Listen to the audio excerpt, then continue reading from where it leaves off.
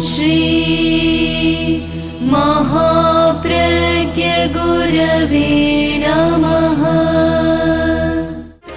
जिसके सांसों में रहता है शाश्वत शांति का स्पंदन, उस महाप्रज्ञ को वंदन, उस महाप्रज्ञ को वंदन। सत्य अहिंसा अनेकांत को अर्पित जिसका तन मन, उस महाप्रज्ञ को वंदन, उस महाप्रज्ञ को वंदन। जिसके सांसों में रहता है शाश्वत शांति का स्पंदन, उस महाप्रज्ञ को वंदन, उस महाप्रज्ञ को वंदन।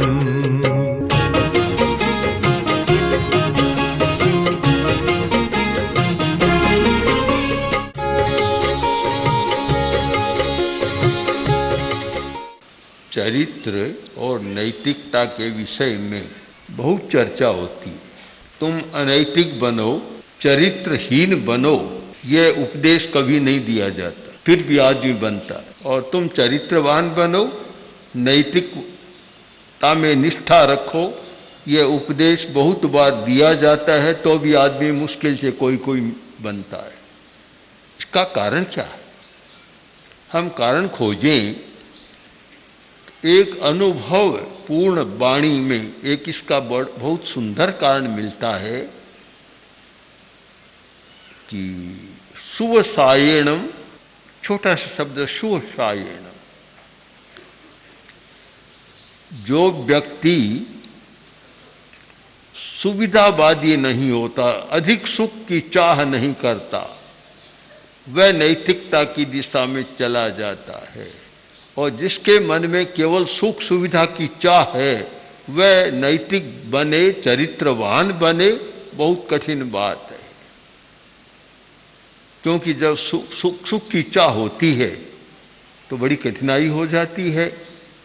चरित्र भ्रंश का बहुत बड़ा कारण है ये सुविधावाद और सुखवाद, सुख की आकांक्षा। साधन मिलता है, यदि आदमी जीने के लिए साधन जुटाए तो बहुत ज़्यादा ज़रूरत नहीं है। मकान मिल गया, कपड़ा मिला, रोटी मिली, और भी चिकित्सा मिली, सुविधा जुटा ली, उतना तो ठीक है, यह तो आवश्यकता है, सुविधा नहीं है। किंतु यह सुविधा या सुखाकांक्षा, महत्वाकांक्षा, बड़प्पन की आकांक्षा, यश और कीर्ति की आकांक्षा, यह सारी सुविधावाद के परिपार्श्व में आते हैं। चरित्र का भ्रंश जितना होता है वह सुखाकांक्षा के कारण होता है, और उसे छोड़ना बड़ा कठिन काम है। हर व्यक्ति सुख चाहता है, सुविधा चाहता है। साधारण मकान है, पसंद नहीं तो बड़ा मकान चाहिए। पुराने ज़माने में तो ये था कि एक राजा बनाता और राजकुमार फिर राजा बनता, वह नया बनाता, उसको वह पसंद नहीं आता। आजकल बड़े लोगों में भी ऐसा होता है कि बड़े बड़े मकान बनाते हैं और फैशन बदल जाती है, नक्शे बदल जाते हैं, बेटों को पसंद नहीं आते, उसे छोड़ देते हैं, नया बना लेते हैं। इसका कहीं अंत नहीं है। और इसके साथ चरित्र का बहुत गहरा संबंध है, नैतिकता का बहुत गहरा संबंध है। जब तक ये सुख की आकांक्षा, बड़प्पन की भावना, प्रदर्शन की भावना समाप्त नहीं होती, तब तक ये चरित्र विकास और नैतिकता की बात बहुत कठिन बन जाती है। शुभ सायेणम चरित्र मोहनिजं कम्मं खवेई, कि जब सुख की आकांक्षा को छोड़ता है तो चरित्र मोह कर्म को क्षीण करता है। एक मोह कर्म है जिसका नाम है चरित्र मोह, वह एक व्यक्ति में मूढ़ता पैदा करता है। और इतनी मूढ़ता पैदा करता है कि वह कभी सच्चाई को देख ही नहीं सकता। बड़ा कठिन है उसके लिए। आप ये भेद तो जानते हैं मूर्खता का और मूढ़ता का, दोनों में बड़ा भेद है। मूर्खता तो है अज्ञान, जो नहीं जानता। मूढ़ता वह है कि जानता हुआ भी नहीं जानता। दोनों में ये अंतर है। एक तो जानता नहीं, कहते अज्ञानी आदमी है, मूर्ख आदमी है, किंतु ये अनैतिक आचरण, चरित्र हानि जो करते हैं वे कोई मूर्ख आदमी नहीं है, वे मूढ़ आदमी होते हैं जो जानते हुए करते हैं। जानते हैं अच्छा नहीं है, ये करना अच्छा नहीं है, फिर भी करते हैं। कारण एक मोह आ गया। मोह, ये मोह जब तक रहता है, मोह प्रबल है, तब तक चरित्र का विकास और नैतिकता का विकास होना संभव नहीं है। हमारे सामने प्रश्न है कि मोह को कैसे कम किया जाए। बहुत कठिन है। अज्ञान को मिटाना सरल है, मोह को मिटाना बहुत कठिन है। जितने विद्यालय हैं वे अज्ञान को मिटाने का काम कर रहे हैं। बड़ी बड़ी कक्षाएं चल रही हैं, बहुत पढ़ाया जा रहा है, ज्ञान दिया जा रहा है, और आदमी कितना जान लेता है, कितना विकास हुआ है। हर क्षेत्र में आज इतना विकास हो रहा है, तो ज्ञान बढ़ रहा है और अज्ञान घट रहा है। ज्ञान को बढ़ाया जा सकता है, अज्ञान को घटाया जा सकता है, मिटाया जा सकता है। थोड़ा कठिन है पर सरल है, बहुत कठिन नहीं है। किंतु मोह को मिटाना तो बड़ा दुर्धर्ष काम है, बहुत कठिन काम है। जो लोग बहुत पढ़े लिखे हैं, ज्ञानी कहलाते हैं, वे भी इस मोह की मूर्छा को नहीं तोड़ पाते। और इसीलिए पढ़े लिखे लोग भी बहुत अनैतिक आचरण कर रहे हैं। यह न मानना कि अज्ञानी लोग कर रहे हैं, अनपढ़ लोग कर रहे हैं अनैतिक व्यवहार आचरण, ऐसा नहीं है। किंतु बड़े बड़े पढ़े लिखे लोग कर रहे हैं। अज्ञानी तो इतना कर देगा, कभी दूध में पानी मिला दिया, बस, इसके आगे कोई बात नहीं है। किंतु सिंथेटिक दूध बनाने वाला कोई अज्ञानी नहीं है। जो रासायनिक दूध बनाता है और जिसमें यूरिया जैसे अखाद्य पदार्थ भी डालता है और वह बाजार में धड़ल्ले से बिकता है, यह किसी अज्ञानी का काम है क्या? अज्ञानी बेचारा जानता ही नहीं ऐसा करना। यह तो बहुत पढ़े लिखे होशियार व्यक्तियों का काम है। तो फिर ऐसा क्यों करते हैं कि मोह के कारण, सुखाकांक्षा के कारण, धन की आकांक्षा के कारण ऐसा काम करते हैं।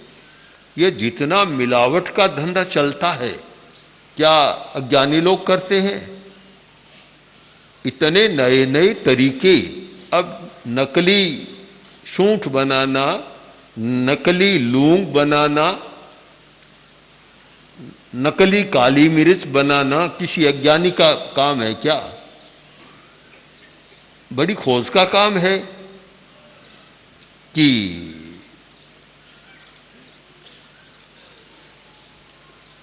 क्या पपीते के बीज को ये काली मिर्च की जगह कैसे मिलाया जा सकता है, कैसे किया जा सकता है, ये तो बहुत शोध का विषय है। नकली लूंग कैसे बनाया जा सकता है, बिना शोध के नहीं हो सकता। नकली सूंठ भी कैसे बनती है, और इतने क्या कितने नकली बन रहे हैं। कारण कैसेट भी चलती है, नकली बन जाती है। जो भी चलता है वह नकली बन जाता है। तो कौन बनाता है? जानकार बनाता है, अज्ञानी नहीं बना सकता। तो हमें यह भेद बहुत स्पष्ट करना चाहिए कि यह सारा काम मूर्ख आदमी नहीं करता, मूढ़ आदमी करता। जो मोह से ग्रस्त है, जिसका मोह प्रबल है, वह ऐसा काम कर रहा है। जब तक यह सुख की आकांक्षा है, तब तक व्यक्ति चरित्र का विकास कर नहीं सकता। और जब सुख की आकांक्षा छोड़ देता है तब चरित्र का विकास होता है। यह नहीं मानना है कि सुख की आकांक्षा धनी आदमी में होती है। जिसके पास धन नहीं है उसमें भी हो सकती है, और जिसके पास धन है वह भी इस आकांक्षा से ऊपर हो सकता है, उठ सकता है, अगर कोई प्रेरणा मिल जाए, अच्छा संबोध मिल जाए। आज की अपेक्षा यह है कि मोह को मिटाने का प्रयत्न किया जाए। धर्म का काम, अध्यात्म का यह काम है कि मोह कम कैसे हो। जो कक्षा लगे, पाठ पढ़ाया जाए, केवल जानकारी का पाठ नहीं, मोह कम कैसे हो।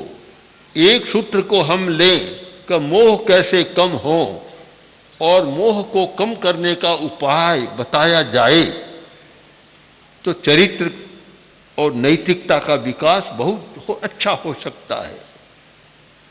तो मोह होता है धन के प्रति, सबसे ज़्यादा मोह धन के प्रति है। अगर ये कोई कहे कि माता पिता के प्रति ज़्यादा मोह है, तो धन एक तराजू में माता पिता को रखो और एक तराजू में धन को रखो, पलड़ा किसका भारी होगा? एक तराजू के पल्ले में पत्नी को रखो और एक में धन को रखो, कौन सा भारी होगा? सारे संबंध धुंधला जाते हैं जब सामने धन होता है। और यही कारण है कि आए दिन हत्या के समाचार लोगों को पढ़ने को मिलता है कि परिवार के लोगों की भी किस प्रकार धन के कारण हत्या कर देता है। कैसे धन के प्रति मोह कम हो, एक बहुत बड़ा प्रश्न है। राजा भोज जा रहा था, सब लोग अभिवादन कर रहे थे। राजा भोज ने देखा एक ब्राह्मण जा रहा है, बहुत तेजस्वी लग रहा है। उसने राजा का अभिवादन भी नहीं किया, राजा स्वयं उसके पास गया, राजा ने अभिवादन किया तो उस ब्राह्मण ने अपनी आंखों पर हाथ दे दी, आंखें बंद कर ली। राजा को बड़ा अचंभा हुआ कि सब तो अभिवादन कर रहे हैं और मैं इसका अभिवादन करता हूं और इसने आंखों पर हाथ दे लिए। तब बोले कि ब्राह्मण देव, ये क्या व्यवहार आपका, ऐसा क्यों किया? तो ब्राह्मण बोला, राजन, मैं कृपण आदमी का मुंह देखना पसंद नहीं करता। राजा बोलो, कैसी? कि आपके पास राज्य है, सत्ता है, शासन है, इतना धन है, फिर भी आप गरीबों के लिए कुछ नहीं करते। मैं आपका मुंह देखना नहीं चाहता। राजा का मोह टूट गया, भंग हो गया। और कहते हैं कि उस दिन के बाद राजा ने दोनों हाथों से देना शुरू कर दिया। एक मोह भंग हो गया। मोह भंग होता है और जब व्यक्ति का सारा बदल जाता है। जैन शासन में कुछ ऐसे व्यक्ति हुए हैं कि जिनका धन के प्रति मोह नहीं रहा। धन तो बहुत असीम था पर मोह भंग हो गया, सच्चाई को समझ लिया और आचार्य का संबोध मिला कि देखो ये चंचल लक्ष्मी है, चला लक्ष्मी चला प्राणा चलंग जीवित यौवनम, चला चले संसारे धर्म एको ही निश्चले। कि लक्ष्मी चंचल है, आज तुम्हारे पास है, कल नहीं रहेगी, इसलिए तुम इसका संग्रह करके इसको मजबूत पकड़ कर मत रखो। जो पास है तो इसका विसर्जन कर दो। शायद जगड़ू शाह को भी ऐसा संबोध मिला था। जगड़ू शाह गुजरात के एक जैन श्रेष्ठी, जैन धर्म के बड़े पक्के अनुयायी और अपार धनी, धन बहुत पास में। गुजरात में अकाल पड़ा तो जगरू शाह ने ये राहत दान कक्ष खोल दी। सैकड़ों जगह जगरू शाह की ओर से जो उस अकाल में ग्रस्त लोग हैं, पीड़ित हैं, उनको खिलाया जा रहा है, दिया जा रहा है। कच्छ में, सौराष्ट्र में, सब जगह उनके दान कक्ष चलने शुरू हो गए। कीर्ति बढ़ी। लोगों ने कहा कि देखो कैसा व्यक्ति है, इस समय संकट की घड़ी में कितना सहयोग कर रहा है, और जहाँ कोई व्यक्ति सहयोग करता है वह यश अपने आप फैलता है। राजा तक बात पहुँची।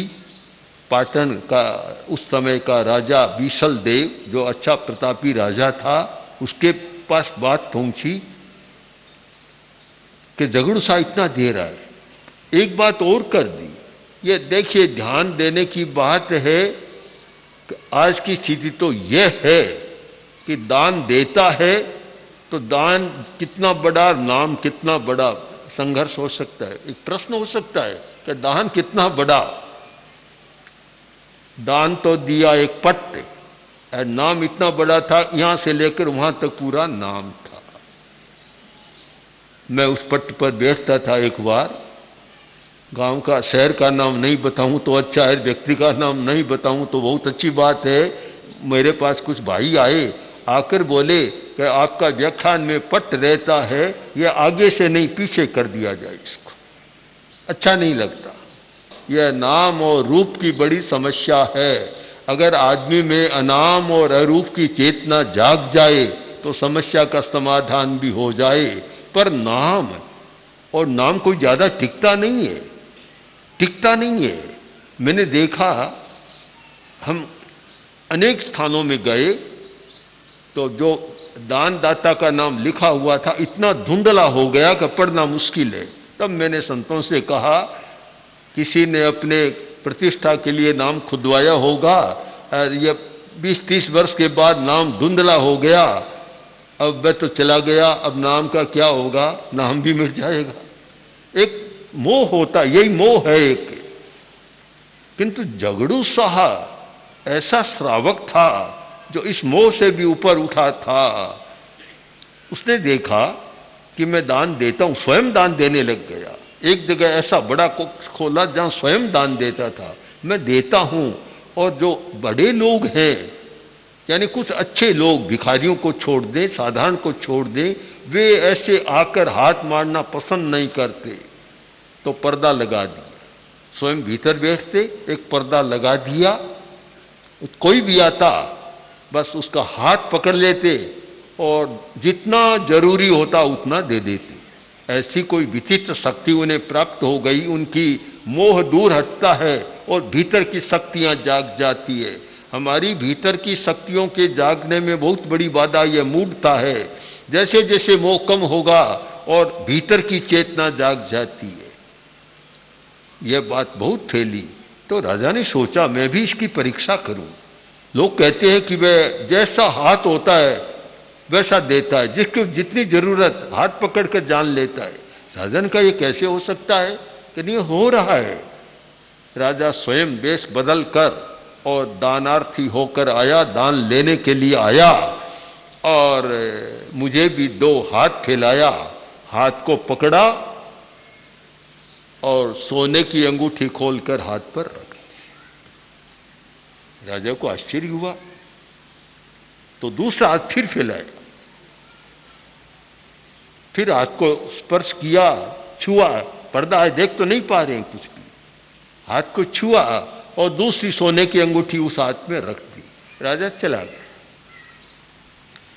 राजा ने दूसरे दिन जगरू शाह को बुलाया, बड़ा सम्मान किया और कहा कि आप जैसे श्रेष्ठी हैं तो इस भीषण अकाल की स्थिति में प्रजा को जिला रहे हैं, मैं आपका कितना साधुवाद करूं। पर एक बात मैं जानना चाहता हूं कि मैं भी आपके पास लेने आया था और मैंने हाथ पसारा और आपने सोने की अंगूठी निकाल कर दी, या आपने दे दी। फिर मैंने दूसरा हाथ पसारा, आपने दूसरी अंगूठी दे दी, दोनों अंगूठियां सामने रखी। आपको यह कैसे पता लगता है? तब जगड़ू शाह ने जो उत्तर दिया, इतना सुंदर उत्तर है कि महाराज, जो व्यक्ति संग्रह करना नहीं जानता उसके भीतर का परमात्मा बोलना शुरू हो जाता है। मैं नहीं जानता क्या होता है, बस जो हाथ आता है, अब भीतर वाला बोलता है। भीतर वाला कौन है? वे भीतर वाला बोलता है कि यह व्यक्ति ऐसा है, इतनी जरूरत है, मैं उसको उतना दे देता हूं। एक बहुत मर्म की बात है कि भीतर वाला बोलने लग जाए। जब तक संग्रह पर मोह है, धन पर मोह है, मूढ़ता बनी हुई है, मूर्छा का साम्राज्य है, तब तक भीतर वाला सोता है, बाहर वाला बोलता है। और जब ये मूर्छता टूटती है तो बाहर वाला तो सो जाता है, भीतर वाला बोलना शुरू कर देता है। बहुत आवश्यकता है हमारी मूर्छा टूटे पदार्थ के प्रति और धन के प्रति। और जब तक पदार्थ के प्रति अत्यधिक मूर्छा है, जब तक धन के प्रति अत्यधिक मूर्छा है, तब तक 1000 बार नैतिकता का बखान सुनो, 1000 बार चरित्र विकास की चर्चा सुनो, वैसा का वैसा, कोई फर्क नहीं पड़ता। प्रत्यक्ष अनुभव बहुत बार हमारे हैं। एक अनुभव की बात सुनाऊं आपको कि एक परिवार हमारे पास आया। युवक था, युवक की पत्नी चली गई। इतना मोह में था कि संभाल नहीं पा रहा था। परिवार के लोग भी बड़े दुखी हो गए। 40 वर्ष की अवस्था में युवक था, पत्नी चली गई, बहुत दुखी था। हमारे पास आए, बैठे, हमने बातचीत की, हमने देखा दुख बोल रहा था। तब फिर मैंने उससे अकेले से कहा, देखो एक काम तुम करो कि आज रात को ही तुम अमूर्त चिंतन पुस्तक का पहला अध्याय पढ़ो। उस पुस्तक का पहला अध्याय अनित्य अनुप्रेक्षा, 12 अनुप्रेक्षाएं हैं, उनमें पहली है अनित्य अनुप्रेक्षा, उसको पढ़ो। युवक सावधान हो गया, स्वीकार किया, गया, रात को पढ़ा। वो सुबह आया हमारे पास, आकर बोला कि चमत्कार हो गया। क्या? कि मुझे कितने दिनों से नींद नहीं आ रही थी, रात को नींद आ गई और मेरा मोह भी कम हो गया। उस व्यक्ति ने एक काम किया कि लगभग 100 पुस्तकें खरीदी और एक पन्ना लिखा अपनी ओर से, लिखकर और उसके चिपका कर सबको दिया।